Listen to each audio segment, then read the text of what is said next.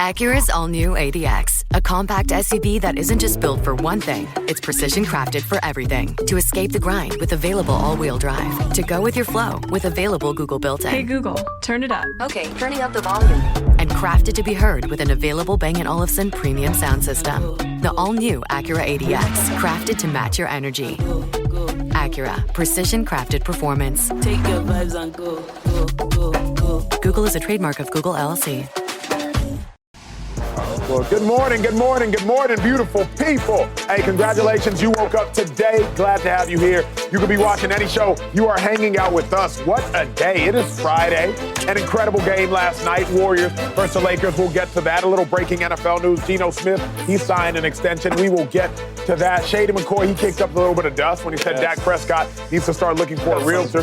Kicked up a little bit of dust. Is that Joe Milton's superstar phone right there? We will get to that. Joe can't call this phone. You got at least an all-pro and free Pro Bowl. You can't call it. Yeah, you can't. That's the superstar phone. Yeah, you don't got those. You can't call this phone. But Joe might one day. Dak can call. Dak can call it. Hey, a lot to discuss on today's show. That is James Jones. James, how you feel? It's a top button type of day. I like the shirt. I'm trying to figure out if I got my mic on. I don't know. You ain't got nothing on. You ain't got nothing. You know what I'm saying? I feel good, though. Chase, what's the word? It's Friday. It's Friday. It is Friday, beautiful people. Shady Superstar Phone. You already know he's in a good mood. We got to start with one of the games of the season, I would suggest. It was last night. Lakers, Warriors, Steph Curry, LeBron James. What an absolutely epic night. 30-plus points for both of the superstars. Luka Doncic, he struggled. Austin Reeves did not. Podziemski, he did not. Warriors found a way to get the W in one of the most epic matchups I recall seeing between these two teams in a long time. Shady McCoy, let me start with you, if I may. How impressive was the Warriors? Hey. My Warriors, baby. Woo. Sparta. Don't start the Sparta. Oh, God. No. Yeah, you can't. You know, it's Friday. You can do it. But big win. Super excited for the win, though. And I was nervous watching this game before it started because I'm thinking, like, man, since Jimmy Butler has got here, like, the Warriors are playing excellent basketball. Team basketball, right? He fit right in. And you see they're winning now with him. But I say, you know what? We haven't beat nobody really good like that other than the Knicks. Yeah. Bring in a good task like the Lakers. LeBron, Luka, Austin Reeves, bring them on. And we handled them. Yeah. That was a perfect excellence of game plan. You know, Acho always laughs at me when we're working out. I always look at, like, I go to YouTube and look at all the old, now highlights all the old games. This is true. And I always like to, like, figure out, like, okay, what's he do good, what's he do bad? I go to some good games, bad games, just see the habits. And I was watching the old 2022 Western Conference Finals against Steph Curry and Luka. The same game plan I watched from that game, it was the same game for the Lakers. The whole game plan was, let's get Luka on an island one-on-one with Steph Curry. Now, normally when people try to do that to Luka, the defense is helping him out. Yeah. All in the lanes. You can't do that with the Warriors because they shoot too well and they cut too much. That was a perfect game plan of, okay, trying to get the mismatch with Luka, and then when you get the mismatch, Kuminga on a small, you throw it down an easy bucket. Yeah. Running up and down the court, playing good defense. They didn't double-team Luka a lot this game. Only time they double-teamed Luka is when he got in the post. They played a great game, man. Draymond Green, oh, my God. Defense Player of the Year. Can we get that award again, please? Because he deserved it. The way he was defending LeBron, the way he was pushing the ball, pushing the pace, the way he was guarding Luka, the way he was switching on everything. Jimmy Butler's another one. He might not get the credit for the way he was scoring, but the way he was involved on defense, telling somebody, yo, you got to guard LeBron the whole game, that's tough to do. Yeah. So I love what the Warriors did, man. That's a great game plan of playing team ball and letting your superstar being the best player on the court, as Steph Curry was last night. That's how you seal the deal. No doubt. I think that was the most meaningfully impressive game the Warriors have had all season. The most meaningfully impressive game. Wow. They've had some other impressive games, but I don't think they have been as meaningful. The most meaningfully impressive game, here is why. The Warriors proved they're a legit championship threat, especially in the West. You have the killer star player in Steph Curry. That's a 37 points per game. You had an incredible bench. The Warriors benched 26 points yesterday to the Lakers 7. Most importantly to me, though, you have those janitor type of players, the players that are willing to do the dirty work. I call them janitor type of players. And Steve Kerr, the coach, he speaks for himself. But if you didn't watch the game, if you didn't watch the duration of the game, I just want to show you 3 plays, particularly premised upon what Shady talked about, which is Draymond Green and why he should win defensive player of the game and why he's one of the most impressive players in all of basketball right now. Still probably underappreciated. You can roll whichever play you want to roll, and I'll speak to it. First off, it's the turnover by LeBron James. Look at Draymond Green here, just defensively, chest to chest, forces LeBron James to make an errant turnover. That's by 7. Now watch this Draymond screen. We don't talk about it enough. Just a full-fledged screen. It's a 7-point game. Steph Curry turns it to a 10-point game with the game on the line. And then my favorite Draymond play all game. Luka's trying to cut the lead down to 4 points, if I'm not mistaken. Draymond Green, he strips an all-time player in an all-time moment. Clean strip. I think it's 119 to 116 at the time. It could have gone 119. It was 119 to 113. Could have gone 119 to 115. Instead, strip Draymond Green. He stops the bleeding. The Warriors have the janitor type of players who can do the dirty work. The Warriors have their assassin in Steph Curry, who can give you 30-plus on any given night. The Warriors have another player in Jimmy Butler, who also is a finisher when he needs to be. Yesterday, he had a very mild, unimpressive statistical game. And the Warriors have a bench. Kuminga is ascending. He's getting healthier, and he is not scared of any moment at any time. I believe the Warriors are an absolute force to be reckoned with. Incredibly impressive. Yeah, I agree. It was a very impressive win. And the most impressive thing is Steph Curry. Steph Curry last night, he didn't really press. He let the game come to him, right? In the first half, they tried to blitz him, get the ball out of his hands. Steph Curry made all the right passes, got the ball to his teammates. His teammates was knocking down shots. Who knows if the Warriors is going to shoot the ball like they shot the ball yesterday, game in and game out, but we do know they're going to shoot it. And Steph Curry made all the right plays. Another thing that stood out to me is they're athletic. And with the Warriors being athletic, Luka's a problem. Because even if Kuminga is coming off the bench, they are switching and they are getting Luka in these screens, and they're way more explosive and more athletic than Luka. And the Warriors was doing that all game long, and then as the game went on, they stopped blitzing him. Yeah. And Steph Curry said, cool, now I got my one-on-ones. Now it's time to go to work. And now it's time to score the basketball. The Warriors are a really consistent basketball team on both sides of the court. Since Jimmy Butler has got there, they've been a real consistent defensive team, and they've been a real consistent offensive team. The Warriors are dangerous. That was very impressive. You had your role players knocking down shots. You obviously had your superstar players balling out and making plays when you need to make plays. But the Warriors, they know how to play the Lakers. Yes, they do. I don't know if the Lakers want to see the Warriors in the first round matchup. I don't know if they want to see them because they know how to play them. I don't know what's going to happen, but they know how to play the Lakers. Real quick, because man, when the producer was talking about this earlier, because we were Warriors fans. So now having Anthony Davis in there.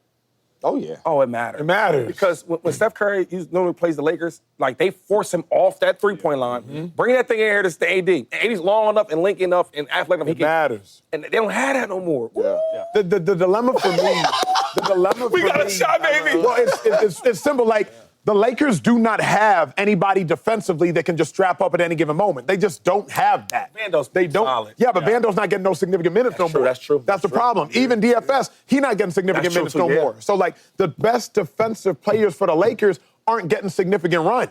Vando coming off the bench, I believe. Dorian Finney-Smith, they not getting significant run. So, like, what the Warriors have, the Lakers do not have. Yeah. You know what I'm saying? So that, to me, is a problem. I thought it was incredibly impressive, just watching it and watching how they run their offense, right? With Steve Kerr and Steph Curry up there being able to just find the open guy, the constant movement of that. I believe the Warriors needed this more than the Lakers, and they showed it. They outplayed the Lakers for most of that game. Now, if they would have lost, the Warriors would have been the 9 seed.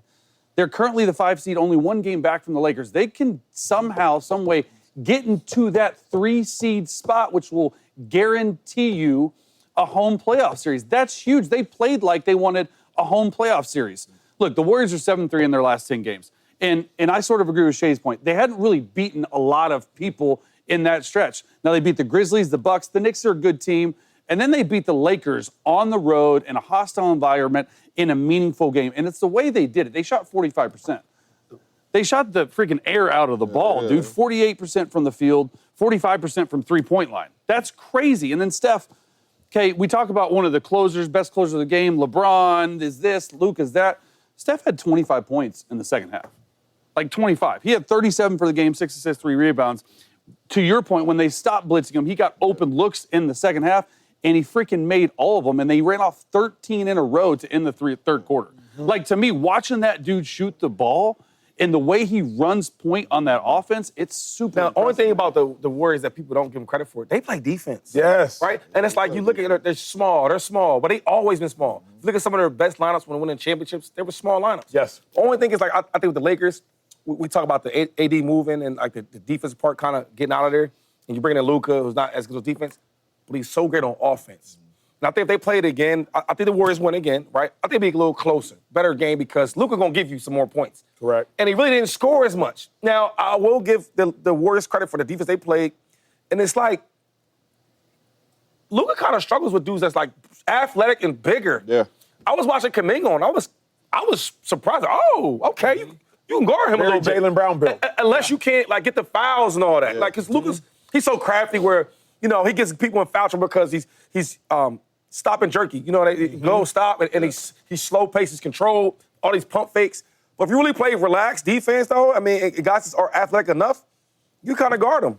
Yeah. The Warriors are going to be a problem. Well, They're really going to be a did this problem. without Jimmy Buckets even playing that well. They gonna He's be- got a forearm No. problem. So, see, that's the thing. He didn't even play that well. But real quick, the reason why, like, when people talk about Jimmy Butler, because I was one of them guys, too, and I got to be honest, it's like, man, I can't wait to get to the playoffs because Jimmy's going to start getting some buckets and start scoring.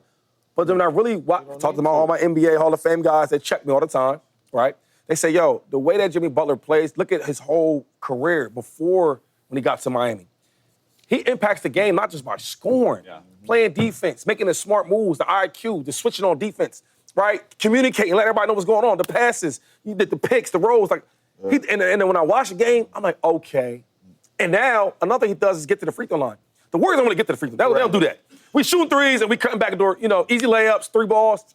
When Jimmy Butler got there, they went from like the 30th, 27th team at free throws to like the 4th. Yeah. And a lot of that has to do with And not Jimmy only that, buckets. watching Jimmy yesterday, because I knew, you know, even a lot of people would say, man, he didn't play well. Watching Jimmy yesterday, Jimmy let the game come to him. Jimmy plays within the offense. It was really impressive that Jimmy didn't have it going offensively. He really didn't even take a lot of shots, but he did. He did have it going offensively. But they called a timeout when the game was on the line, right? When Steph went on the ground, they called a timeout. And they ran a play for Jimmy in that post. Like, Steph Curry had it going, timeout. Post up. And he ran a play for Jimmy in that post, and Jimmy got an easy bucket. Yeah. If you need a bucket for Jimmy, Jimmy could get They don't win without bucket. Jimmy. Yeah. They do not win without Okay. Jimmy. Now, the interesting thing, because Shady, you brought up a point about Luka and AD. Luka has to be better offensively because otherwise, what's he there for? You know what I'm saying? At the end of the day, the only value Luka provides to the Lakers is elite offensive play. Jimmy Butler can have 11, 4, and 2, and Shady can come on set and still say, yeah, but Jimmy had a great night. He was guarding LeBron James. Jimmy had a great night. When he was switching on to Luka, he did great. And it's true. But Luka, if you are not scoring, what are you doing? Why are you there? Like, if you're not scoring, Luka, you might as well get off the court because you're a liability defensively and you're not doing anything outside of rebounding. Or we need 15 assists. We need, At least. Yeah, we need At some least. dimes. You see Steph mixing in, Some dimes. Well, yo, and it was crazy because once he got the right situation, I got Luke on him. Yo. Going to work. Going to work. Going to work. Hey, well, speaking of right situations, a little news broke yesterday with the Las Vegas Raiders. They signed Geno Smith to a contract extension. Remember, Geno Smith had a resurgence of his NFL career with the Seattle Seahawks. Drafted in the second round by the New York Jets, had a very pedestrian career, but took over as the starter of the Seahawks over 2 years ago and balled, earned himself now just over $85 million. Ching, with ching, bling, incentive. bling. Nice right there. That's very, very, That's nice. very nice. Chase, want to start with you, the quarterback. You know most about quarterbacks. Geno Smith had a very interesting career. We keep it real up here on the facility. Just because a guy got paid don't mean we're just going to naturally wax poetically about who the guy is. Never We're doing gonna that. keep it honest, Never. keep it real more than I would suggest most other shows. That's what you get with us here in the facility. Geno Smith, how far can he take the Raiders? I don't think he can make the playoffs. I think they can make some noise. I think they're going to make more noise, the Raiders are, than they have in the past. If they go out, they draft a receiver, they got Brock Bowers, maybe they draft a running back, James Jones, in which they need. I think Geno can play at a really high level. And you look at this contract, you're paying below average quarterback money for one of the most accurate throwers in all of football. 70% completion rate last year. The dude threw for 4,300 yards, 21 touchdowns. Now, he did throw 15 interceptions. There was a little bit of issue with that offensive line. But I love this move by Tom Brady, Spytek, the GM, and Pete Carroll. Reunites them. Pete wanted his guy in there. Not only is he a good player on the field, but he's a good teammate off the field. And that is the biggest thing for me is when you watch Geno Smith play. He's a guy, He's not going to win you a bunch of games, but he sure is not going to lose you a bunch of games either.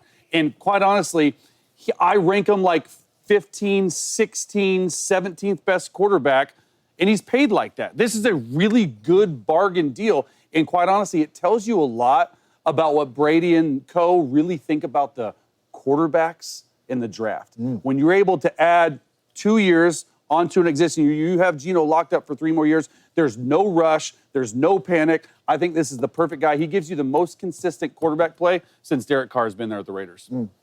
My man John Spot took over there doing his thing. Ballin', That's my dog. I love this sign. Now, he's good. I played with him, know him, hung out with him, ate dinner with him. Good guy. All that good stuff. Yeah, so I like that. I think Geno can take the Raiders to the playoffs. I do. And I this think, year? Yeah, Wait, I not think next year? I think the Raiders have a shot this year with Geno Smith to go to the playoffs. Obviously, they have to hit on some of their draft picks, but All of them. I love what. Whoa, we got time out. Timeout. We got time. We got time. In the AFC West? We got time. Because 3 teams didn't make it in the AFC I'm West gonna- last year. I didn't hear him. Broncos. Hey, wait, you got quiet. I got to hear James. I think he said something about playoffs the Raiders. Hold on. Hey, first My bad. off, What you say, first off, James? the ball is hyped, bro. We playing. It's All 20 that yards down the time, field bro. We already. running, man. Go balls, man. What you just say? Yes, I said playoffs this year. Wait, what team? Raiders. That team. Listen, man, okay? Pete Carroll went and got this dude for a reason. He did. Whatever we want to think about Geno Smith, Pete Carroll went to the playoffs with Geno Smith. Pete Carroll knows what Geno Smith needs to be successful. Pete Carroll knows how to build a really good roster. Geno Smith is a very, very accurate quarterback. Geno Smith is a quarterback that can take you to the playoffs. Why? Because he has, and he's did that with Pete Carroll. Do the Raiders need some more pieces to finalize this roster? Absolutely. But when you talk about Jacoby Myers, when you talk about Brock Bowers, when you talk about even having Nobody talks about Jacoby Myers. when you talk about Jacoby Myers, when you talk about Brock Bowers, when you talk about adding a guy like Ashton Genty in the backfield, I think the Raiders can make the playoffs with Geno Smith and him and Pete Carroll. Now you the GM. I wish I could be. How you adding players to your say it's not there? I'm saying, he gonna be there. Yo, you know, that's why you go on TV. I've never seen it before. He added a player That's right. on the team that's not even there. Right. Matter of fact, the player's not even in the league. No doubt. Yo, you And a he bad go- mother, and he go- dog. and he go to the Raiders. That's how you do a take, Shady. Yeah, That's how you do a take. that was That's how crazy. you Did you do see a that? take. You know what I'm saying? Put him on the roster, believes it. man. Man, I know what we need. Geno Smith is good. He's a good quarterback. He's not a great quarterback. He's not a bad quarterback. He's a good quarterback. Though what's fascinating up here is we keep saying he's a very accurate quarterback because that's what he is. Now, I can't come up here and confidently say he's great. I can confidently say he's accurate. You know what I mean? That's exactly what he is. The Raiders need a lot. The Raiders are missing a lot. The Raiders need a lot of guys. They need a lot of guys. Brock Bowers is a good player. He's a really good player. I think he's an all-pro player last year as a rookie. Player.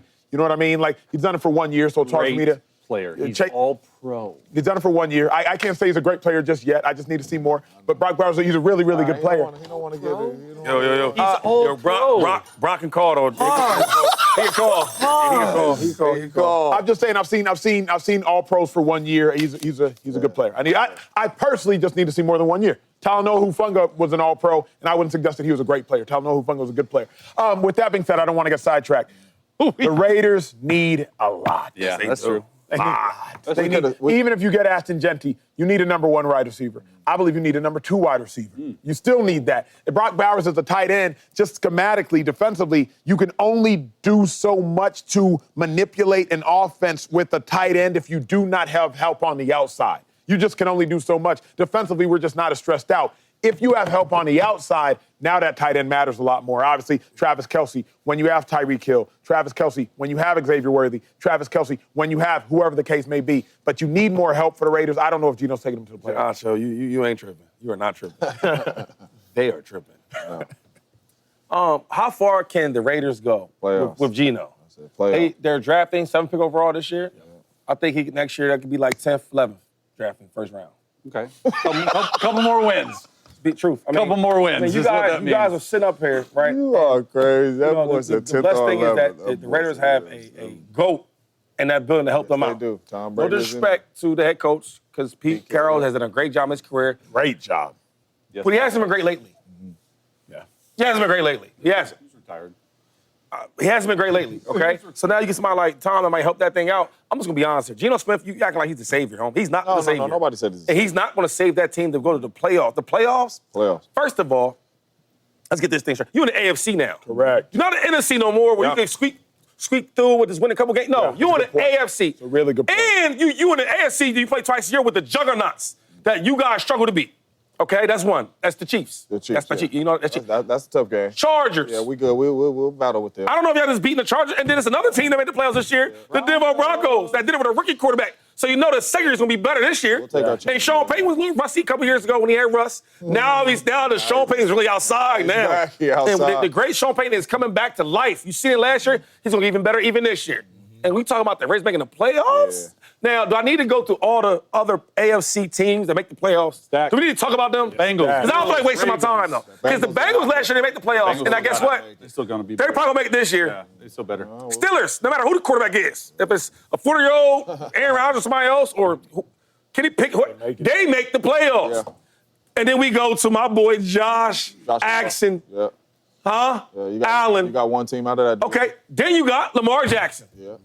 So respectfully, Geno, because Geno, I love and I respect guys that start bad that end good. Yeah. Because my dad always said, Sean, it ain't how you start, boy. How you finish? It's how you finish. And I respect what Geno's doing with his career. No doubt. All I'm saying is with the Raiders, they need a lot of help. Raiders.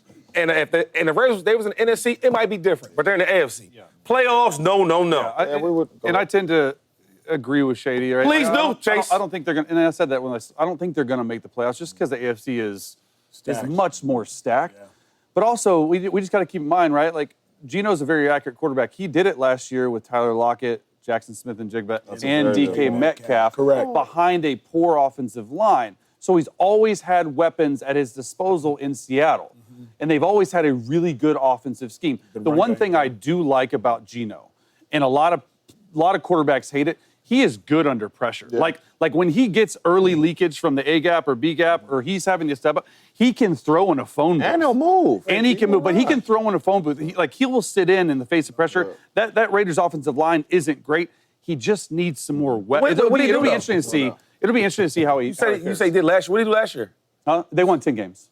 Yeah, they won 10 games. They didn't make the playoffs. They won. But they won 10 games. Yeah, that's what they did. 10 games in the NFC ain't But they still won 10 games. Like with a poor offensive line play, poor defense at the start of the year. But Still won the double thing for digits. me, though, is like, at the end of the day, in the NFL, and again, I love this show because we keep it real, you're going to have a poor something. Unless you're the Eagles. Old Niners. You know what I mean? Unless you're the Niners, and even the Niners, what? a poor something, Gotcha. right? Like the Seahawks last year, yeah. poor offensive line. Very, very Receiving corridor, like Tyler Lockett wasn't even getting touches. He wasn't even getting no touches. He wasn't even no targets. Yeah. He was your number 3 wide receiver. You had DK and you had Jackson Smith. Now you go to the Raiders, offensive line might be a little bit better. You do not have help running out there. back. You have no running back. You don't have no wide receiver help. You have a tight end that's a dude. We're going to get a And as you should. It'll be interesting to see how he fits in Chip Kelly's offense. Can I ask a too. question? Because Chip Kelly is the offensive coordinator there, and we've seen what he can do. Will he be more of that shotgun, spread it out, or will he be that under center guy? It's going to be Can I ask you guys on the other side? I'm seriously trying to figure this thing out. Okay, so wait. You said what he did last year, and you guys are hyping him up, right? And I like Geno. He's the most accurate, like you guys said, cool. He can have that. But wait, he won 10 games last year in the NFC, right, with better weapons, correct? Yeah, way better. Way better. Yeah. Easier competition in the NFC, correct? Significantly.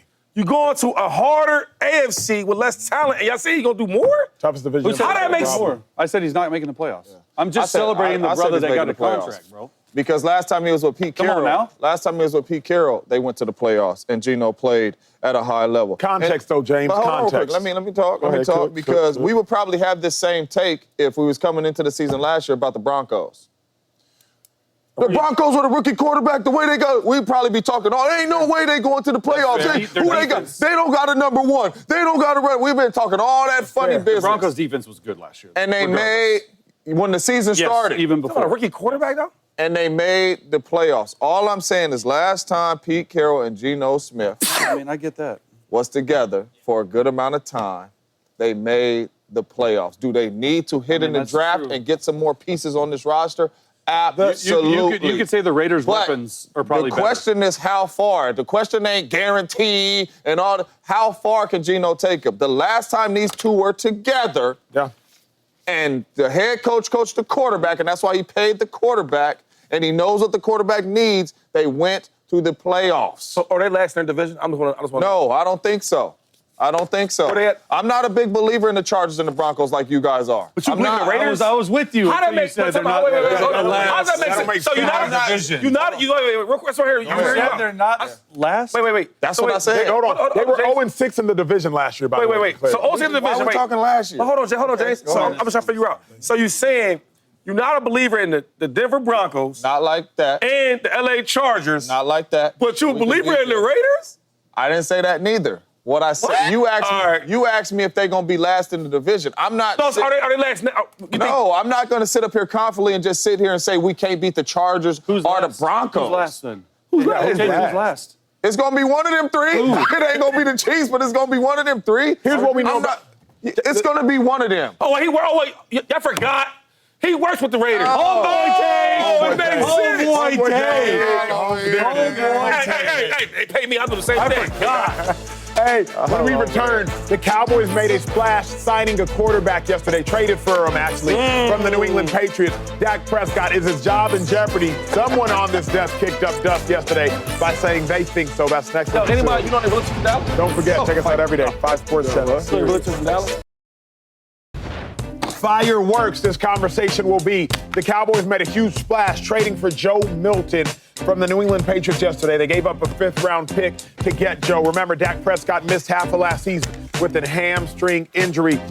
Shady said something yesterday, kicked up a lot of dust. He said that Joe Milton might make Dak Prescott look for a realtor after a year or so. So, Chase, let me start by asking you. Quarterback. Should Dak be looking over his shoulder? He's going to make headlines too. You said it was a splash? It was a splash. 5th-round pick. What's the splash about it? Trading for a backup? We're in for a quarterback. You like the type of quarterbacks, 5th round, 7th rounders, 8th I like undrafted, rounds. my dog. Yeah, 8th round, because I was undrafted. Look, I don't think Dak Prescott should be looking over his shoulder at all. Not one bit. I think Dak Prescott is a good quarterback. I think Dak Prescott is a top 12, top 11 quarterback in this league. Did we forget that Dak Prescott finished 2nd in MVP voting and was a 2nd-team All-Pro just 15 months ago? So I do not believe that Dak Prescott should look over his shoulder. And quite honestly, he has a very untradeable contract along with a trade clause. What are you going to do? There's $187.75 million owed to Dak Prescott. His cap hit in 2025, $50 million. His cap hit in 2026, if he were traded, $74 million. Dak Prescott will be the starting quarterback of the Dallas Cowboys for at least the next 2 years. And did we forget that the reason why Brian Schottenheimer, the new head coach of the Dallas Cowboys, got the job? Yes, he is qualified, but him and Dak Prescott are boys. Dak Prescott had a say in this hiring. So I do not believe under any circumstance will Dak Prescott be looking over his shoulder. I like Joe Milton. I think he's got a ton of talent, raw talent, but he did play well last year against the Bills, and I think that did catch some eyes around the league. And I love this for Dallas because they don't have to draft a quarterback to be a backup for Dak Prescott to eventually take his job. The Dallas Cowboys needed a backup quarterback. That's what Joe Milton is right now. I like it for Joe, though. There's no way you're going to start in New England. So you go to Dallas, you get to learn from a really good pro quarterback in Dak Prescott, but let's not forget that Dak Prescott finished 2nd in MVP voting 15 months ago. Go ahead. Side of the table. I'll say this, because I don't need to hesitate. Dak don't need to look over his shoulder. If Dak is looking over his shoulder, hey, can I get some water? Hey, let me get that iPad. That's what Dak is looking over his shoulder for. Dak does not need to look over his shoulder. Joe Milton, shout out to him for being a big name. Shout out to him for having a big arm. Who is Joe Milton, though? Joe Milton got beat out at Michigan by Cade McNamara. Then Joe Milton left Michigan and went to Tennessee and got beat out at Tennessee by Hendon Hooker. Then Joe Milton went to the NFL and got beat out by Jacoby Brissett and Drake May. And we think Joe Milton's going to beat out Dak Prescott. Can't happen. Won't happen. Not possible. Not plausible. Now, the only person who should be looking out over their shoulder, Dak Prescott's trainer, That's the only thing that would put Joe Milton in the starting lineup is injury. That person should be looking over their shoulder because Dak Prescott has missed more games than any other quarterback not named Deshaun Watson since 2020. Dak Prescott did miss with a hamstring injury last year, then a thumb injury 2 years before, then a calf injury the year before, then he broke his leg the year before. So I would be remiss if I did not mention Dak Prescott is a very, very injury-prone quarterback at this point in time. And relationships end how relationships begin. And Dak Prescott's relationship as a starting quarterback with the Cowboys began because the starter got injured. Yep. The only way his relationship as a starting quarterback with the Dallas Cowboys ends is because he gets injured. But other than that, there is no reason to look over your shoulder unless it is for some Gatorade or for that iPad. Well, I'm going to say he should be looking over his shoulder. Oh. And I don't know how far he should be turning his neck and all that type stuff, but he should be looking over his shoulder strictly because his play on the football field in the big-time moments. Ooh. If Joe Milton walks into the Dallas Cowboys locker room and he has a really good preseason like he did last year, and he's showing all this talent, and obviously we all know the only way he steps on the football field is if Dak Prescott Absolutely. gets hurt. That's a given. But if he balls out in preseason, and through the last 3 years, Dak Prescott has missed a good amount of games. If the young fella gets in there balling, I don't care nothing about the money. At all. I don't care nothing about any of that. The Dallas Cowboys are going to have to look over their shoulder and say, does this kid give us a better chance than Dak Prescott? And the only way for me, no. The only way for me for Dak Prescott to not look over his shoulders is if this year he goes out there and he balls and he delivers in the big-time moments and he delivers in the playoffs. Because we could talk money, we could talk no trade clause, we could talk all that. But if we look at with our eyes and in the big-time moments with Dak Prescott don't show he's worth that money. And the young fella can get in the game, just like Dak Prescott got in the game when a better quarterback in Tony Romo was in front of him, but he got hurt, and Dak Prescott took full advantage of his opportunity. And the Dallas Cowboys said, you know what, Tony Romo? We know you don't want to retire. We're going to figure out a way to get you into this TV business, and you're going to make a whole lot of money. So what are you saying, because Tony though? did not want to retire. So what are you saying, though? Because Romo wasn't looking over his shoulder. Like, Joe Milton is not a threat. Joe Milton is not a threat to Dak Prescott. That's how it happens, though. Like, if you're saying Dak will get hurt, of course, if Dak gets hurt and Joe Milton goes in and balls. Go ahead. Okay, so that's how the NFL is, though. Yeah. So looking over your shoulder is not like, I had plenty of backups. I didn't even look over the good ones, great ones. It don't matter. It's when you get injured and your backup that makes a lot more less than you do plays well. Then you're like, oh, hold up now. Because now it's not about what you think. It's not about what your teammates think. It's about what the front office thinks. Now, we paying this guy all this money. He gets hurt. He's not playing well. And we know what happens when it gets to the postseason. Don't we all know that? Of course. So now we know that part.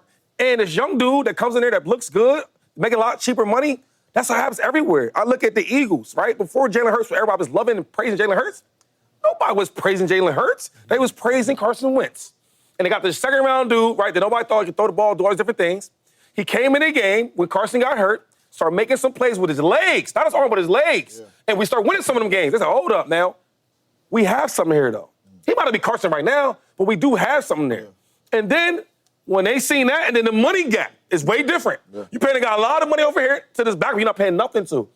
That's what matters, though. And y'all play this game, y'all know how that always happens. So no, he's not looking over his shoulder because he's the backup. It's how it works. I'll just go back to, because I want to address a couple things. That's what I want to do last, because I know you're going to have a lot to go against me. Go ahead, go ahead. So you brought up college. Yeah. Now, the good thing is Jeremiah Trotter. Do you guys know who that is? Of course. Mm-hmm. He's an Eagle legend, right? And I love all my Eagle legends, my OGs. So we went to this Clemson game, right? Now, I'm not really big into college, but I watch it, you know. And we go to the game, right? And we watching his son. Of course. They are playing Tennessee. Now, the starter was Hooker. He did not play, okay? He got injured. ACL. Joe Milton, the quarterback, that a lot of people didn't have his jersey on. At the end of that game, dog, they were saying MVP, Joe.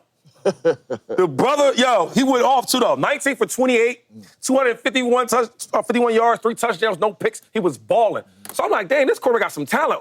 Who is this guy, right? Because I've been watching him, okay? Let's fast forward to the league. I watch him play against the Bills. So when I talk about talent all the time, talent's not the only thing that matters. Yeah. But if I'm a backup, right, and I got a quarterback that's making all this money, and if he comes in there when Dak gets injured, or if he hope he doesn't, but if he does get injured, and this young dude comes in there with fresh legs that runs way better than Dak, okay? You talk about a struggling running game the Cowboys have. Is that one of the questions they talk about? Yeah, of course. One of the best things for a struggling running game is RPOs and read options, which Dak cannot do. He can't do read options, right? Yeah, not anymore. Not since Brady. Joe can, though. All it takes is for a couple of good games like Cooper Rush had, but you put talent on it. You put swag on it. Now you making 20, 30-yard runs. You coming out of sacks. You throwing deep passes. Now the fans start to, okay, who's this dude? I'm going to tell you how it works. Because I've been on different teams where we're like, man, this guy's so good. And not Last thing, RG3, though. I was thinking, because Kirk Cousins, I don't know how you feel about him. Do you remember how that thing unfolded? Fourth round pick, yeah. RG3 just came off the Rookie of the Year and all that. Yep. He goes out, this young dude starts playing well, and then that was history. All I've said is I've seen it in NFL. NFL is one of the craziest jobs you can have. You could be the man today and get all this money y'all keep talking about, and the next moment, the team finds a way to save money and get rid of you. Happens all the time. But we'll see, though. And then when it happens, hopefully it don't happen. Hopefully it doesn't happen. But if it happens, don't look at me like I'm crazy. Like, you were right. No, I don't want to hear that. The dilemma is this. money. Not even money to me, because I think you can find ways around money. Okay. I think you can find ways around money. They always do. I think you can They find ways always around do. trade clauses. That's not even my dilemma. Joe Milton's not that good. That's the dilemma. Shady says everybody good is good in where? College. He wasn't even good in college. So if everybody good in college, and he wasn't even that good in college, then don't talk to me about Joe Milton. Jalen Hurts replaced Carson Wentz. Jalen Hurts wasn't just good in college. Jalen Hurts was elite in college. Elite in college. Joe Milton was average at best in college. So I'm not going to say that an individual who's been beat out everywhere he's gone is going to beat out Dak Prescott. That just sounds wild. Well, now, obviously, if Dak gets hurt, that's the crux of my take. Wait. If Dak, Wentz didn't get hurt. Okay, but remember, Wentz just got beat. Right now. Wentz just got beat out. But time out. This is my thing is, so when a lot of them backups be coming in and playing and starting, it's not because like they're just way better right away. Like this guy don't have no experience. All it takes is for them to give some hope. Okay, we got a backup, a cheaper backup, he's way talented than the other guy. Can run, can make moves, can make some passes. Now, he's not getting a certain coaches. You a backup, right? And you know the difference between when you the starter, the way we gonna treat you and talk to you and make sure the game plays for you. When you the backup, get in there, let's try to manage it. So what I'm saying is, Joe right now is not the guy. No, he's not. So all it takes is for, and then we talking about Jerry Jones at that. I'm gonna put that to the side. All it takes is for the opportunity. This young dude comes in there, whatever happens, he breaks his shoelace. The young dude comes in there and he's making plays. All it takes is to make the plays. Now they start thinking, when I was playing at my highest level, I had a dude named Bryce Brown. All-American in high school, a lot of talent. 5-star, all them things. 6'2", 6'1", 230, 4'3" type speed, right? And I never really was like worried because I'm just better, you know what I'm saying? But I remember I had a concussion, and we were bad this year, and I missed like 5 games. Now, we were good. I probably came back in 3 games. But, I took my time because he was bad. The brother has 200-yard games back-to-back. It healed me so fast. The doctors thought I seen Jesus like, oh, you back? Yes. Funny. The reason why is because, and at this time, I was the highest paid running back. Like, a lot of people be talking about, tweeting and all that. They don't know nothing about that. Some of them never even know what cleats feel like. But what I'm saying is, when that happened, I came back because it wasn't because I was scared that he was better than me. I didn't want the odds to say, oh, man, we paying Shady at $10 million a year. And this brother right here is making $400,000, and he is pretty good too. And not only that though, because the blessing about this show is we all put the cleats on. We all know what the cleats feel like. We've all been in the locker rooms. We've all been in training camps. We've all been in them ice baths. We all been released and cut. Shady. But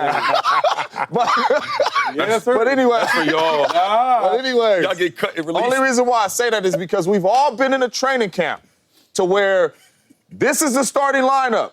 And it's always one of them dudes that you see, buddy good. Buddy good! You know what I'm saying? Hey, I know he the starting linebacker, but you see him on sideline to side. You understand what I'm saying? And when cuts come, where he go? Where he was starting? No, for real, he was starting.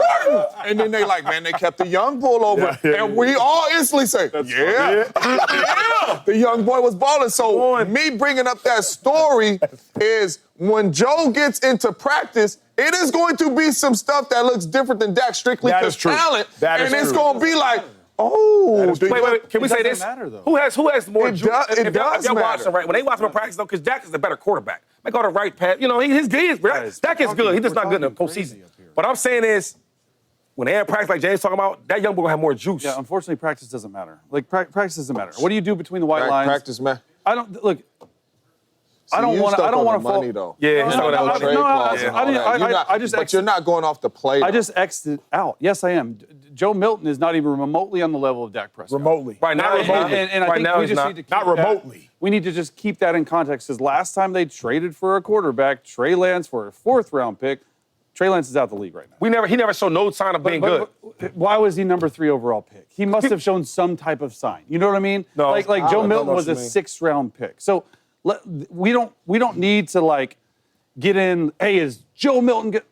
I just don't believe there's any world where Joe Milton is going to be the starting quarterback for the Dallas Cowboys. Can I ask you a question real quick? I agree. Because you I so agree with that. Okay, cool. Real quick. I don't even want to talk about Trey Lance because he never showed me anything. Played in the little league, he never showed me nothing to make him go that high. NDSU, yeah. Right. Okay. But so if Dak doesn't play, who's going to start? Do you think Joe's going to be a starter? Oh yeah, backup. The backup quarterback will. Okay. For sure. So I just want to hear this out real quick because you're a backup and you know the game. So if he's the backup, right, and he plays well and shows flash and shows some talent with no experience, with no good college career, with none of that, you tell me they just gonna say, okay, cool, we got a good backup that makes some good They will plays. continue to ride with Dak for at least the next 2 years. I would see them. They could use him as trade They bait. could use them, get their trade back. Yeah, So but they, they not. so they you not. hold up. So you trade for this dude and he works out. I just don't see it right now. They're gonna trade him again? Yeah. I don't see it right now. Trey, They're not- who they're not- did? Yo. Joe? They're not. Joe Milton's not going to be a starter for the Dallas Cowboys. You know, I don't see it. It's not- See, That's crazy to me, man. It's like not possible, James. how is it I not just- possible? Like, so Dak, hold on, Dak though. is a top 10 quarterback. So you Joe, mean- hold on, real quick. Oh, Dak's probably a top 10 quarterback. Joe Milton's probably a top 60 Yeah, quarterback. he ain't played and yet. the We going- 60th is going to somehow beat out the top 10th. No, Was Romo top 10? I'm going off of. No, Romo, he was an undrafted free agent guy. No. Oh, when he was playing. When Yes. Yeah, Romo was like Was that. Romo a top 10 Romo dude was when like he that. didn't start no more? Like he that. got injured, right? Listen. And then Dak took over. Yes. Romo was at the end of his career regardless because of back-to-back back injuries. Oh, because of He injuries. absolutely- Wait, no. Okay, you talking about. That's what, Prescott that's, is wait, time not. out. That's what we we're are saying. But that's what we're saying. That's what he's We're saying. saying injuries. You can't freaking predict what you're gonna get hurt or not. What I'm saying is, when Tony Romo was at had the keys to the office of the Cowboys, and I played against Romo, so I know how good he like was. that. I don't need nobody's opinion for that part. No. Y'all telling me he won a top 10? Yeah, of course. Okay, Yeah, cool. easily won a top So 10. then he didn't get beat out by Dak, right? No, he got hurt. It was injury. Oh, so he got hurt, and then Dak came Dak in took it. and managed the offense and managed the game, right? Yeah. Managed the and they was winning. Yeah. And then eventually, Yeah. what happened? Let me. So why can't that happen to Joe though? Romo's 36, Dak is 30. Okay, but really quick though, because what you said, I think Okay, I you definitely don't think that's a. So you mean to tell me if Dak gets hurt, right? And let's knock on wood because we don't want the young brother hurt. But if Dak gets hurt and the young brother Milton comes in the game and he's balling and the Cowboys are winning, we're trading Milton? Tell me how that makes Dak sense. is getting his job back. Dak is getting his job back. Dak is getting undeniable. cannot- I don't think Let's come Dak back to this. Let's come back to this lose other his side of game. the break. Come back to this other side. Cowboy Dak juice. is getting his job back. Cowboy juice. Dak Prescott is not losing his job next Cowboy year. coffee. Under no circumstance. Okay. Under no circumstance. I know. I guess for him it's different than NFL. The most polarizing conversation right now is Dak Prescott have to look over his shoulder regarding the Joe Milton acquisition from the New England Patriots. Absolutely, unequivocally, positively, undeniably, no. There is just not a chance that Joe Milton is taking Dak Prescott's job this year. Now, if Dak Prescott gets hurt, obviously Joe Milton would start. But I do not see a world in which Joe Milton could play good enough to, in any way, shape, or form, threaten Dak Prescott's job. We've had a conversation off camera when Dak Prescott took Tony Romo's job. Again, I was employed by the Dallas Cowboys during that time. I drove to the Star every single day for work that year. I know that situation very well. Dak Prescott played at an MVP level to take Tony Romo's job. Yeah. Dak Prescott got an MVP vote. Don't take my word for it. Again, fact check this show. Do not just take what we take and say at face value. He got an MVP vote that year. He had 4 interceptions, if I am not mistaken, to 29 total touchdowns. I believe 23 were passing, 6 were rushing. The Dallas Cowboys went 13-3 that year. And as a result, after starting, if I'm not mistaken, 10-0, again, please fact check me, maybe 11-1, Dak Prescott became the incumbent starter and Tony Romo moved on with the rest of his career. I do not foresee the Cowboys roster being good enough for Joe Milton to do that. I don't see Joe Milton being good enough to do that. Remember, even Dak Prescott was a great college quarterback. Mississippi State was the number one team in the nation at one point in time, and I don't believe they have ever been the number one team in the nation up until that point. Joe Milton, I remind you all, for everything that he did against the backups against the Buffalo Bills, got beat out by Shea Patterson at Michigan, got beat out by Cade McNamara at Michigan, went to Tennessee, got beat out by Hendon Hooker, went to the Patriots, got beat out by Jacoby Brissett, then got beat out by Drake May. There is not a world where he beats out Dak Prescott, at least not anytime soon. I'll just say this, though. Like, them guys that beat him out in college, where they at now? Hey, that's even worse. Okay, I'm saying. So he didn't get beat out by number one overall pick. Hold on. So them guys, I don't know where they at. They probably UFA. I don't know where they at. Good luck for him, though. I'll just say this right now with Joe. Obviously, he's not going to beat Dak Prescott. It's not a competition. It's not like, yo, Joe, you played great today. That's not going to never happen. No. Yeah. But what I'm saying is, if the young boy gets an opportunity, like it happens all the time, and then you talk about it, and that was a great setup. You showing people like, oh, Dak played so great his rookie season, right? He played well. You got an MVP vote. One or two votes? One? I think just one. Oh, okay. How many votes is it? Back then, it was structured differently. But, yeah, because back then you only vote for one person, nothing like that. But just one. I'm saying, but, like, it was a collective, like a... 50 people vote. Wow, okay, so that's pretty good. I got 50, got one of them.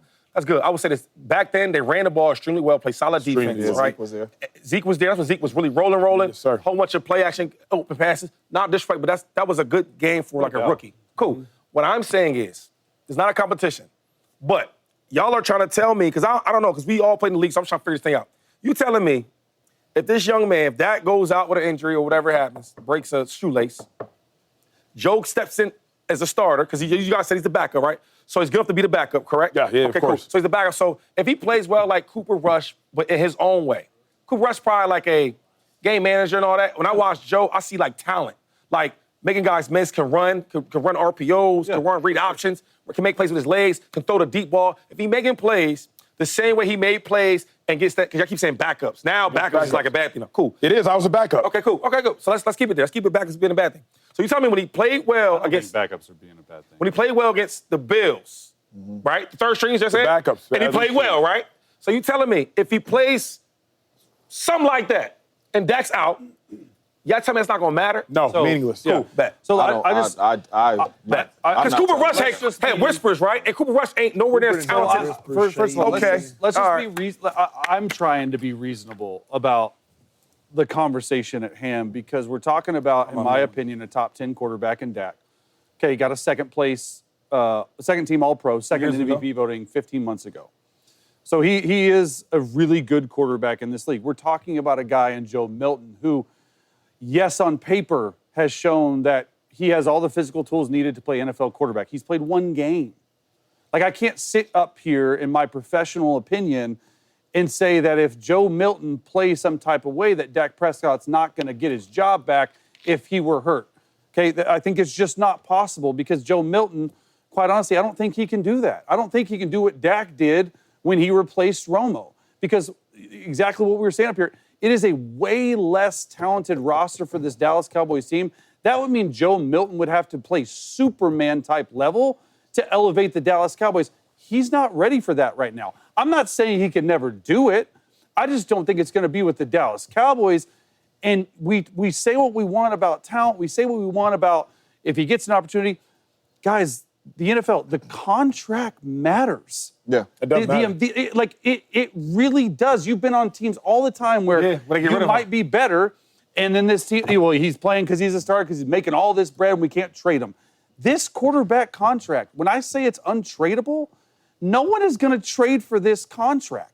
And Dak Prescott's not going to be out of the league, and he has a no-trade clause. I think keeping all those things at the forefront of our minds, that is why I'm saying he should not look over his shoulder. I'm just saying, as players, we've seen this happen all the time. And over and over What is again. this? Obviously, we can't sit up here with Dak Prescott making all this money before the young fella gets up there and confidently say that, hey, he's going to be the starter. What we are saying is, we've seen Drew Bledsoe sign a $100 million contract. We've seen that. We've seen the sixth-rounder come in there and Bill Belichick say, oh, shoot. The greatest of all time. He is good. Which is true, but he was, like you guys are saying right now, he wasn't the greatest all time at that moment. No, he wasn't. You understand? He was a good dude with opportunity. I witnessed Brett Favre go to the NFC Championship. I was on the team. He was under contract, but we had this young bull behind him. 4-time MVP. He wasn't back then. You understand? And this was a first ballot Hall of Famer. So I seen a young Derek Carr. They traded for Matt Schaub, paid him some good money. I seen a young Derek Carr come in there and take this man's job. We've seen it That didn't happen, James. All those quarterbacks are at the end of their career. Again. All those quarterbacks are at the end of the career. This quarterback ain't winning, though. Jackson is prime, dude. That didn't happen, though. When we return, That didn't happen, James. we got to ask Joe Burrow. He's got a lot of wide receiver help. But are the Bengals actually failing him in totality? That's next.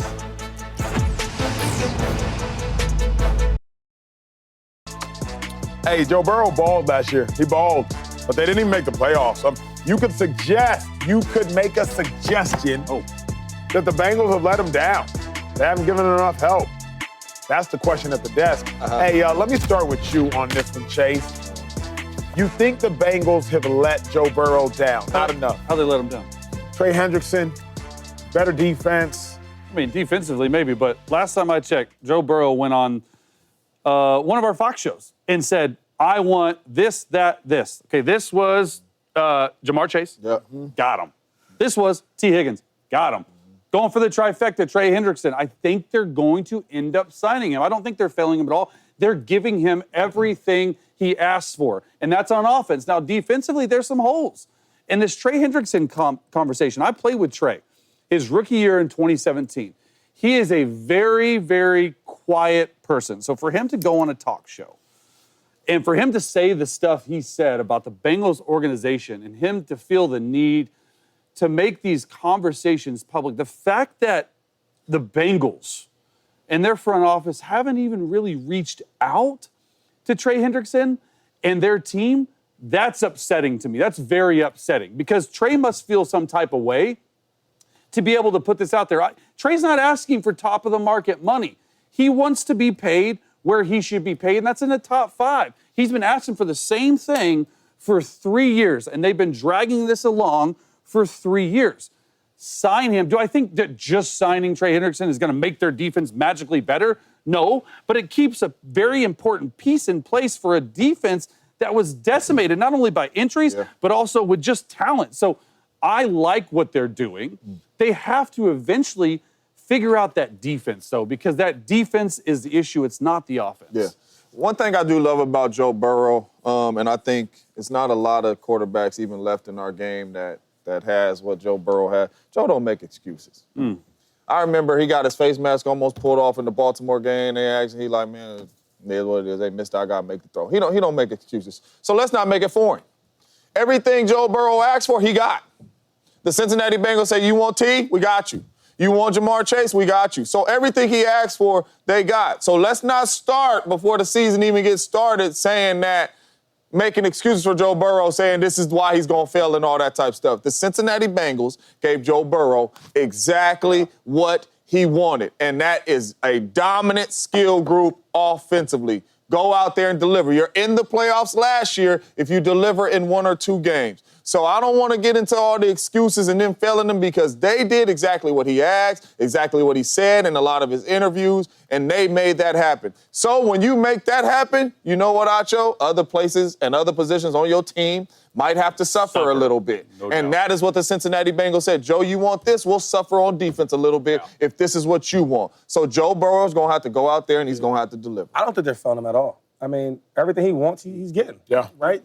Not only did they give him, like, the highest paid wide receiver in Jamar Chase, who deserves that, but they gave him number 2 as well. Yep. And they made sure to emphasize that we get that for him.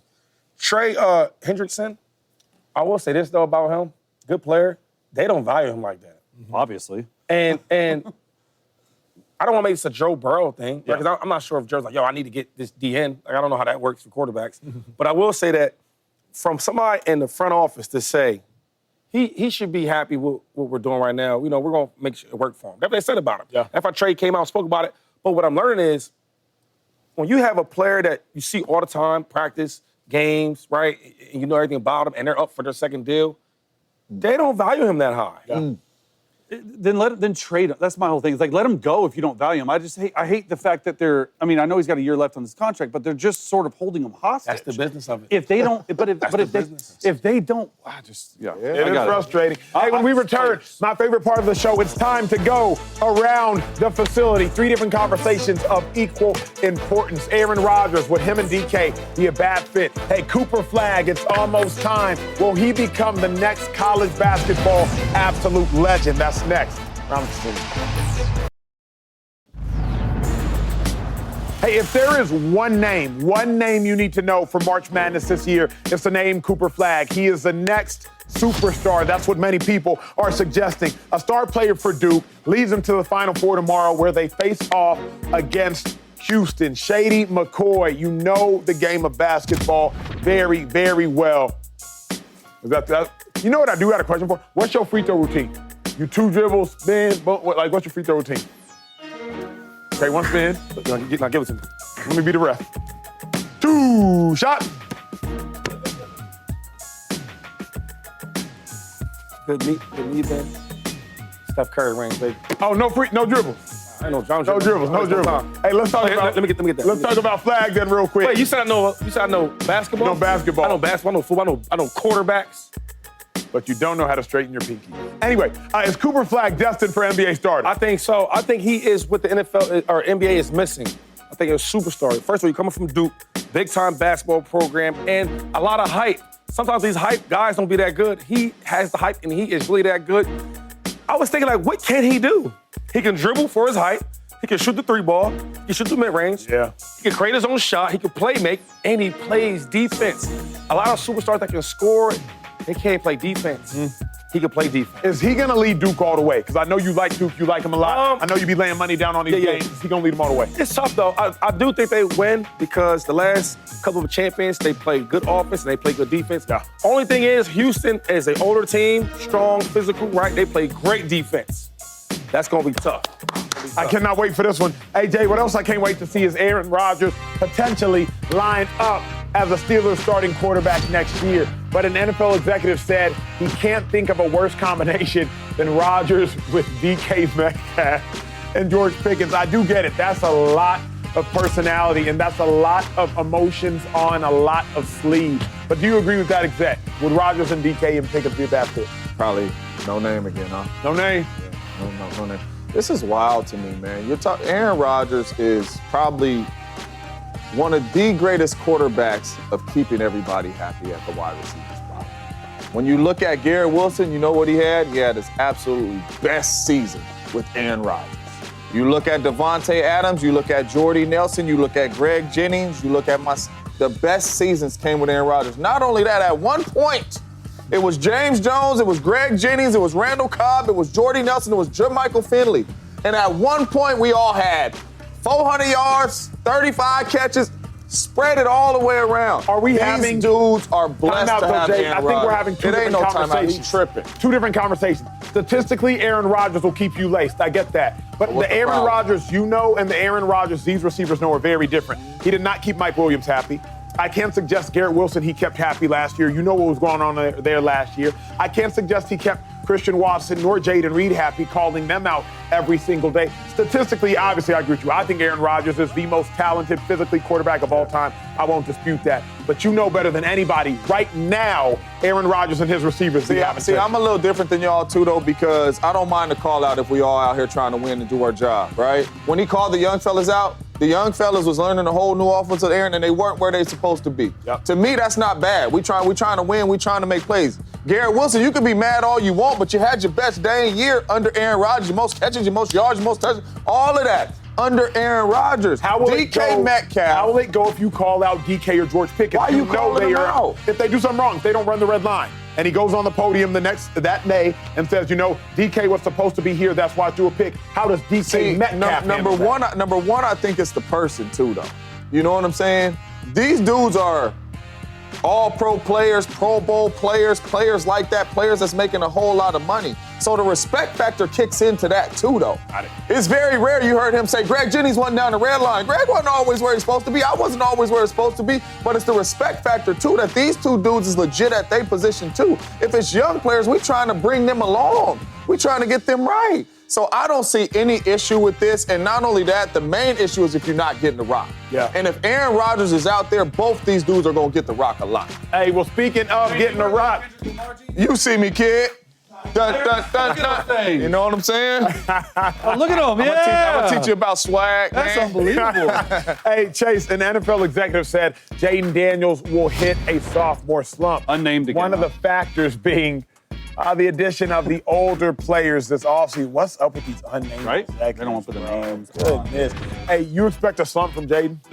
No. And let me just talk a little bit about what is a sophomore slump? Because you're like, CJ Stroud comes to mind, right? CJ didn't play as well. He didn't have good offensive line play.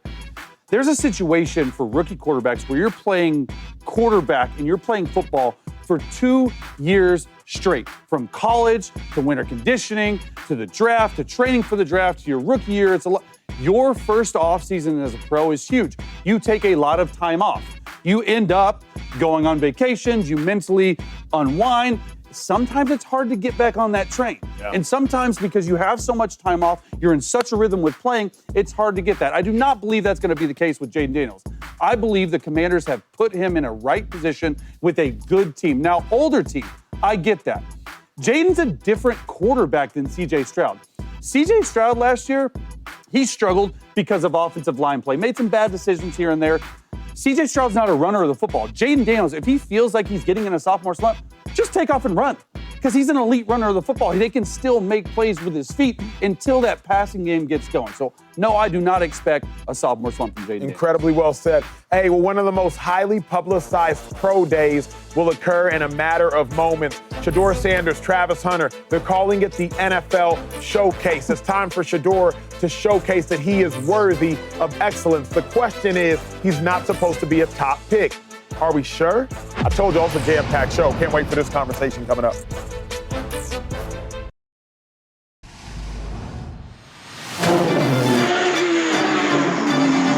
Hey, y'all got insurance? It's a little tight. Do you get nervous beforehand? Yes. I don't like how I feel. I need some air.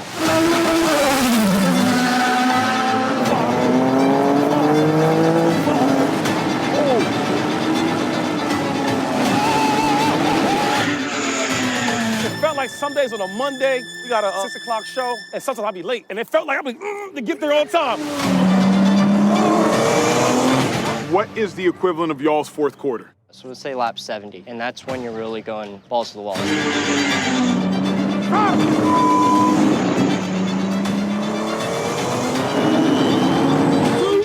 Too long. That was calisthenics. I had to tell Shady how it was done.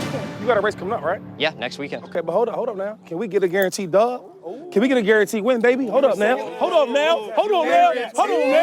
We need to hear I it. can't do that. Oh! A top five. I can give a guaranteed top 5. Top 5. You got it. Okay. Top 5 that are alive, baby. Man, Colton, we appreciate it. Best of luck in the race coming up, man. Best Thank of you, luck. guys. Sir. Thank you. Yeah. Hey, what a great day in Long Beach for our ride along, and the road to the Indy 500 will be there as well for the 50th running of the Long Beach Grand Prix. The fastest racing on earth continues April 13th on Fox.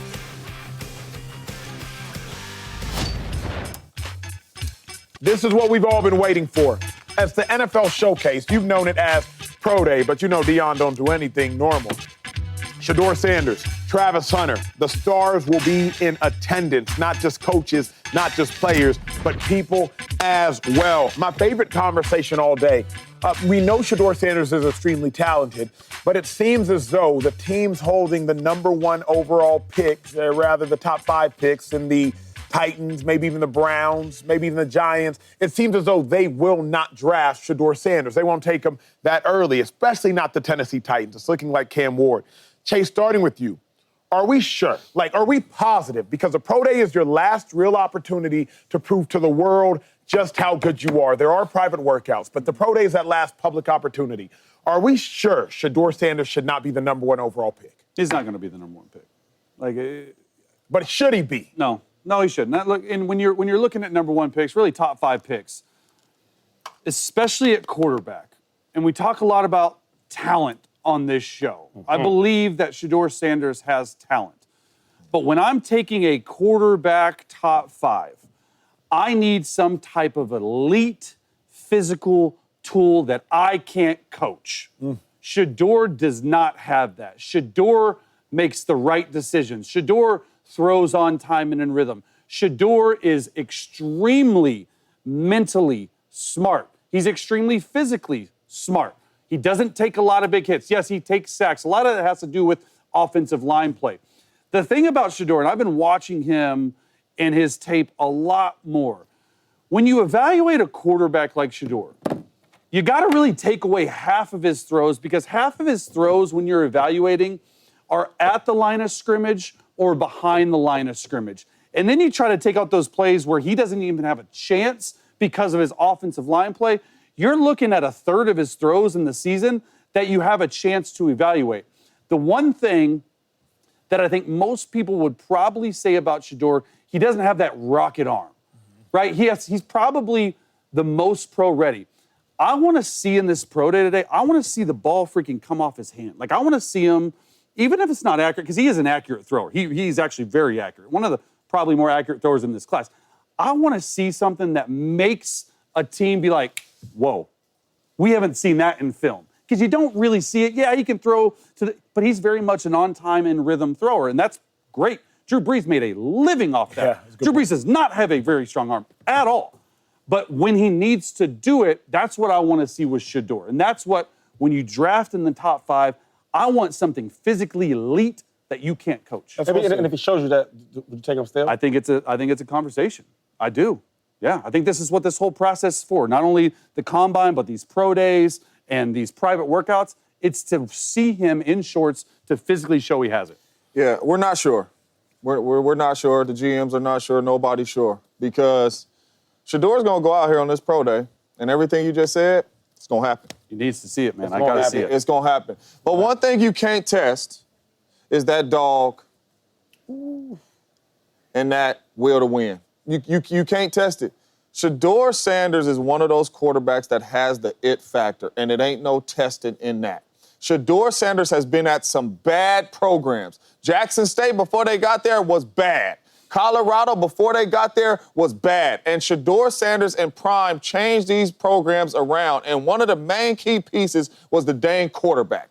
And Prime knew that I ain't going to change no program around if I don't have a dang quarterback. Shedeur has that it factor. That is not going to be displayed in T-shirts and shorts. It's been a lot of quarterbacks that went out there in T-shirts and shorts, and the Sam Darnolds, the Sam Bradfords, whoever you want, and showed arm talent, the Johnny Manziel, and show whatever you want to see, right? Whether it's pro days in your pads, whatever. Nobody is sure, and it's one thing that you cannot test, and that is the heart Shedeur got, and that's the it factor Shedeur got. So they do need, after this pro day, to go back and say, what's up? Is it him or is it him? Because I don't think it's a big gap like a lot of these other people think it's a big gap. I do not either. I'm sure he shouldn't be the number 1 overall pick. He shouldn't be? Should not. I'm not sure we won't regret saying that. That's what I can say. But that's crazy, though. Well, here's why. Because you get drafted based upon how you project. Shedeur does not project to be the number 1 overall pick based upon talent. He doesn't project that. I'm sure about Travis Hunter. I'm sure about Abdul Carter. I'm not sure about Shedeur Sanders. But Shedeur could for sure make us all regret it. But I love what Chase said, not because it was right, but because it was honest. My number 1 overall pick, I want an elite physical tool I can't coach. I love what James said, because it was honest. You can't coach it, but I can't draft you based on it because I can't test it. Unfortunately, I can't test it. I can't measure it. Now, it is probably more important than just how strong your arm is. It is probably more important than just how accurate you are. It is probably more important than just how fast you are. But the problem with it is way too hard to measure for me to draft you based on it. Shedeur's best quality, what differentiates him from everybody else is that he has it. But the problem with it is we can't test it. So I'm sure Shedeur shouldn't be number 1, but he might make me regret saying this because he got so much of it. He might be the best player, but he doesn't project to be the best player. I don't know if I can say that. I mean, I just feel like the Titans, what position they need? They need a quarterback? How big of a gap y'all think is? You think Cam's better, right? I think there's a big gap. You think it's a big gap? I do. Think it's a big gap, James? I do not think it's a Think big it's a gap. big gap? I think there's a gap. See, I don't think there's a big gap. I think if you want a quarterback, you got either Shedeur or you got Cam. I think he could be the number one pick. And I think Shedeur, he's gonna show the same thing that Cam showed. He'll run around, make some nice pass. He'll do the same thing. But what James talked about is, you say you can't measure it or test for it. I think you can. Going to Jackson State and coming out of there, that's big, man. Huge. Like, and we're just talking about the football part of it. What about like the living situation, the workout situation? You know, at Pitt, right, I had, we didn't have the best everything. We had a lot of good things, right? And I remember a lot of my teammates, they transferred out to smaller D1 schools. And the stories I would hear, I'm like, man, how the hell you gonna make it out of there? Yeah. You get what I'm saying? He does that. Then he goes to Colorado. They won one game before he got there. If I'm a GM, that's what I want. I want a player that has talent, right?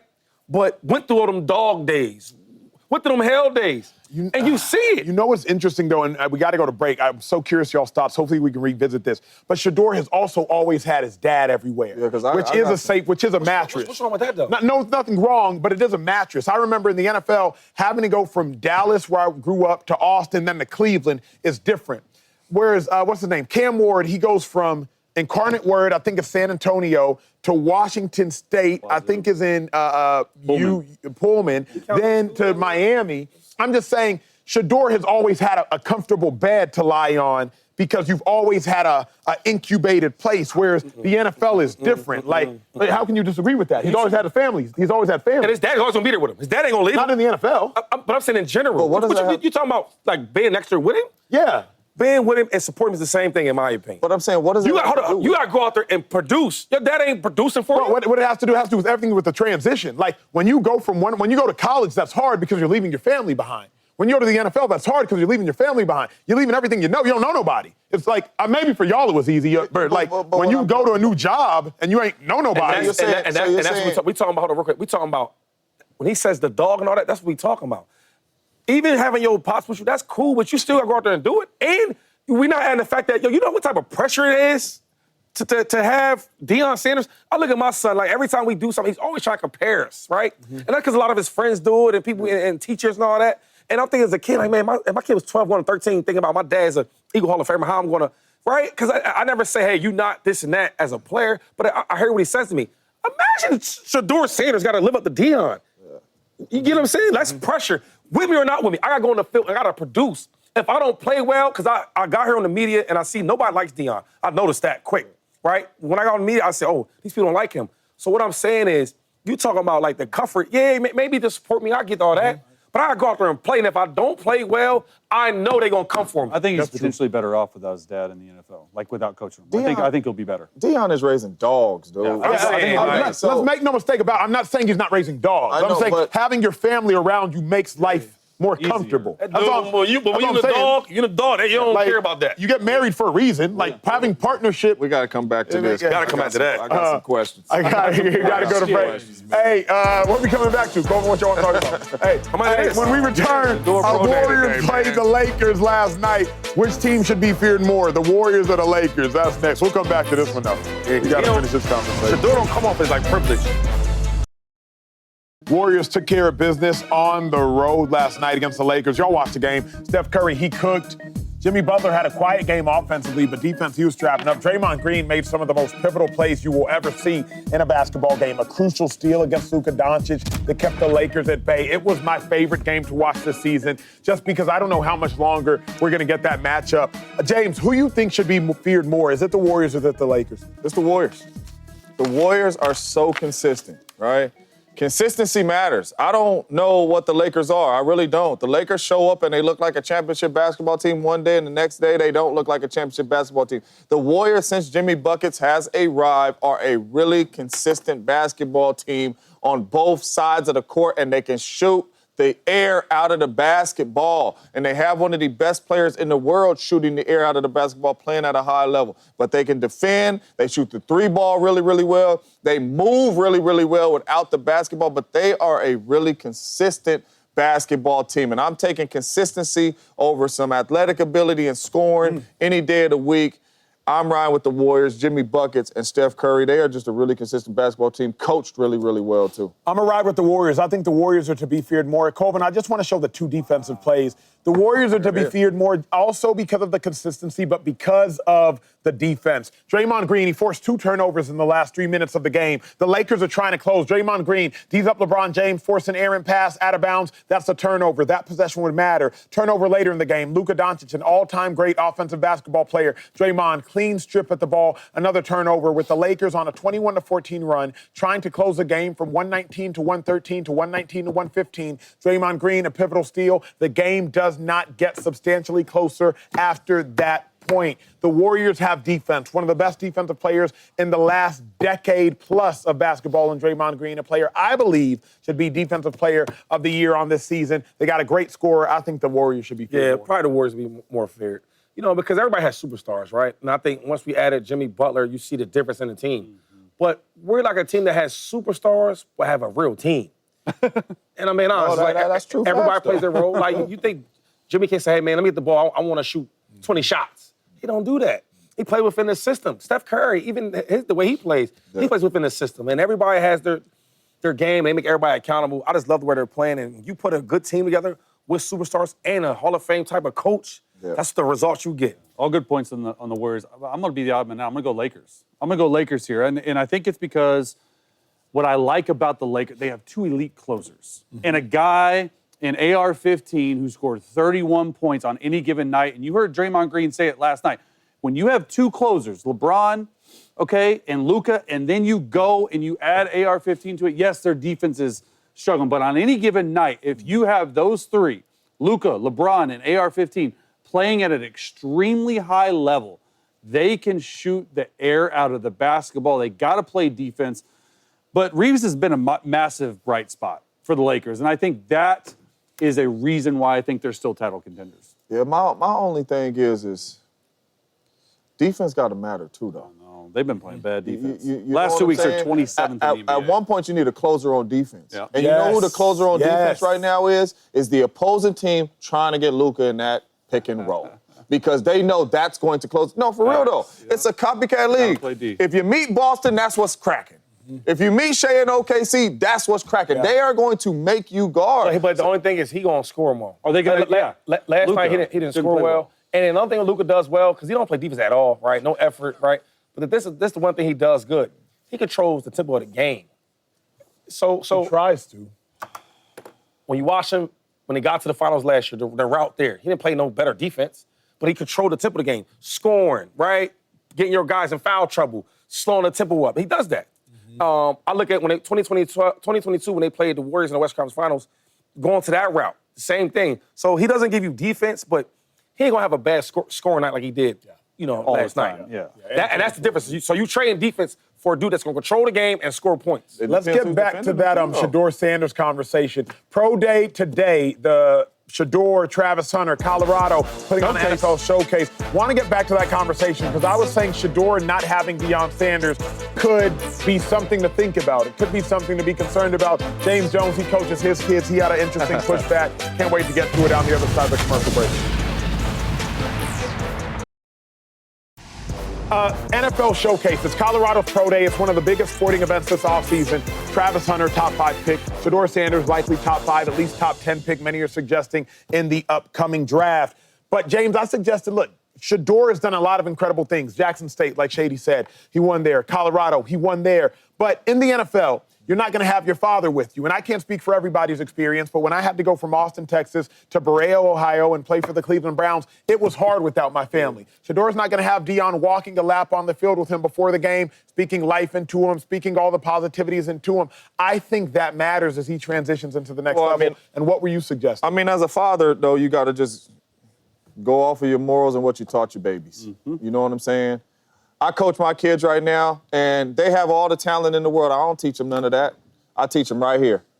All right, bro, you got to be a dog. It's going to be dudes that you run into this game that grew up like your daddy. Football, all they got, grew up homeless and all that. When I step in between the lines, I wanted it more than a lot of dudes that I competed against, right? So I said, even though you in the suburbs and you grow up like that way, when you buckle your helmet up, come get some, homeboy. That's how I raise my kids. You know what I'm saying? Whether I'm there or not, I tell them that's what you're going to have. And you're going to have dudes that say stuff like that. Oh, he a coach's kid. Line up, bruh.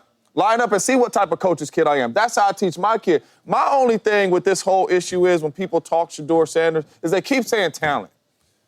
But Sam Darnold had talent, Baker Mayfield had talent, Johnny Manziel had talent throwing all this ball, and we keep talking about talent. When I watch Shedeur, I see the line was bad, and I see him getting out a whole lot of stuff. And I see him making plays outside the pocket, I see him making plays inside the pocket. Why do we keep talking about talent? But then when we talk about these other quarterbacks that got drafted, the Josh Rosens and all that, the arm talent and all this was super, super special. No, I'm being serious. Why was Shedeur, as we sitting here talking about talent, this is a talented dude, and he did it with really less talent than all these dudes. He came from Jackson State. These dudes, like Shady say, at USC and Oklahoma and all that, CeeDee Lamb and them, I promise, was probably 5 stars.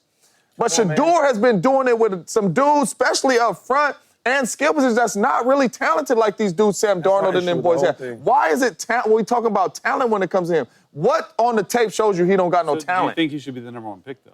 I think it's very close. I'm not saying Cam Ward don't got no talent. I'm just saying I think it's very close. I think Cam Ward's legit, and I think Shedeur's a talented quarterback and is legit. But when people say, oh, he just ain't that well, where? Because you saying it, but you ain't showing me where. And I think if he played for Miami, I think we'd be saying that we would reverse this conversation. I think we'd be saying, oh, Shedeur's number 1. As Cam Ward, should he be a top 5? I don't disagree with that. I don't disagree with that. Another thing is, like, I keep hearing everybody saying, like, oh, well, you know, he's throwing the ball behind the line of scrimmage. He's only throwing 5-yard routes, and the line's so bad. But you got me the number 2 quarterback, right? So that's why I look at the teams, because I always say this all the time.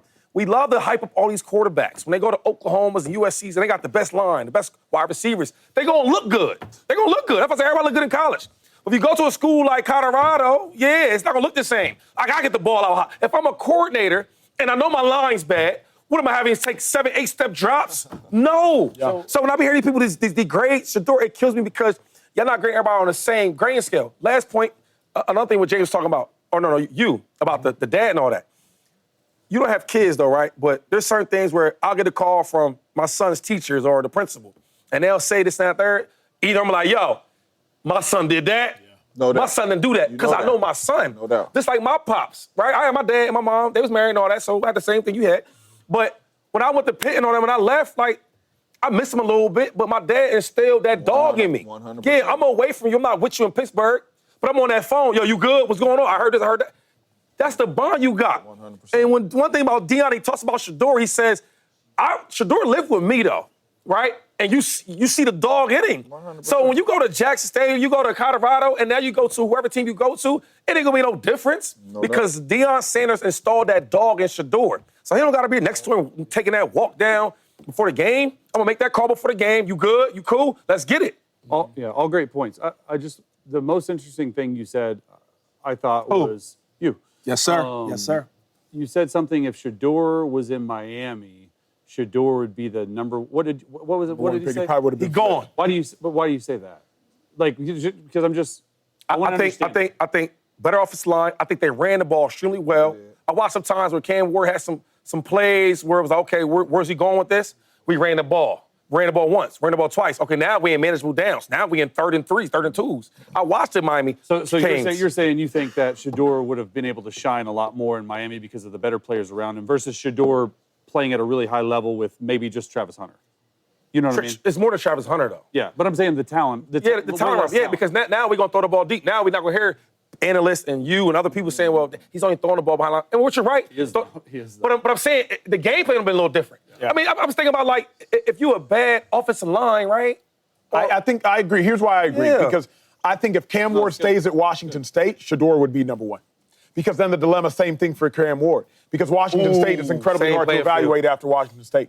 At Washington State QBs, you can't even evaluate them because of how they run their offense and how they've historically ran their offense. So I think I actually agree with Shady wholeheartedly there where you're going matters. The reason why Cam Ward not only is going number 1 overall is because he went to Miami. No, sir. That word "only" is the operative word in that sense. Cam's a good word. He's good. I think that's close enough between Cam and Shedeur that where you went, what type of offense you were in, I think that matters, and how easy it is to evaluate. Let me say this last thing, and I'm done with it, right? I always try to relate the things that I can relate to. So me and Archie will have all these arguments all the time, right? Reggie Bush is Reggie Bush is my favorite player in college, right? But we would argue, we would joke, you know what I'm saying? Because he knows what it really is, but we joke. Me and him had an off-camera conversation probably a month ago. Yep. And I said, Reggie's probably one of the greatest, college players of all time. I said, but yo, if I went to USC, because I got recruited to USC. Pete Carroll came to my high school, flew in a helicopter when he landed in Pennsylvania to come to holler at my high school. Right, that's how. This is y'all know what's going on. He was like I was 4-star? 5 stars. Okay. 5. You was 5? Yeah. There's a bear poop in the woods. Listen. I thought you were. And Acho, I say, yo, I did what Reggie Bush did in college. Acho waited. He said, no, you didn't. We had a whole argument. But you know what I said? I said, I'd love to see if Reggie Bush played at Pitt with the 2-star quarterback and the 1-star wide receivers and a 0-star lineman. You put me with Matt Liner, Lindell White is my backup, Dwayne Johnson, Dwayne Jarrett, Steve Smith, the other one on the other side. with all American linemen. Yeah. I gotta go to break. Oh, it's all good. Yo, Jay, look at me, Jay. Who had the better NFL But you still career? wouldn't win a Heisman, though. Anyways. Hello. Hey, look. I'll say this. That's why you're thinking about it. John Morant got fined $75,000. Breaking news. That ain't nothing about boys. Think about that, though, James. Hey, breaking news. A report says the NBA has fined John Morant $75,000, not for literal guns, but for the finger guns. Bang, bang. Finger gun gesture during the loss to the Warriors earlier this week, Shady. So what? Brother makes so much money. What's 75? That's nothing. But, like, they doing the NBA, they do the NFL. It's like part of the, they young, they have fun. First down, they do all this. It's the same thing. Who cares? It's against the rules. Well, and he continues to break the rules. most superstars break the rules, Chase. Yeah, I know but you. at what point is too much? Like, you just don't do it. Well, he gonna pay $75,000. It's gonna keep it moving. That's a dumb way to spend $75,000. Yeah, is he like what? He doesn't matter to him, obviously. At all. Doesn't matter. At all. But it's just- Maybe 200,000 next time. All I'm gonna say is, Ja, just get a new celebration, dog. Nah, you know what I'm saying? nah. Like, Be yourself, Ja. I mean, be yourself, but just get a new celebration. Why don't y'all do something else, though? Because remember back in the day, this used to be a fine, so now GP started doing this. Oh, this is fine? This used to be a what I'm fine, saying? so now he just Yeah. scratches his head and can get away from getting fined. It's like- just do something else. You instead did of the bow and finger guns, arrow? like, yeah. You know what I'm saying? Like, It's just- like, but you want the brother in the league. But you want the Go league back in the to brother. like 500 saying? BC instead of like, you know what I mean? Like, Can't say the holidays, how to say? have a great weekend, y'all.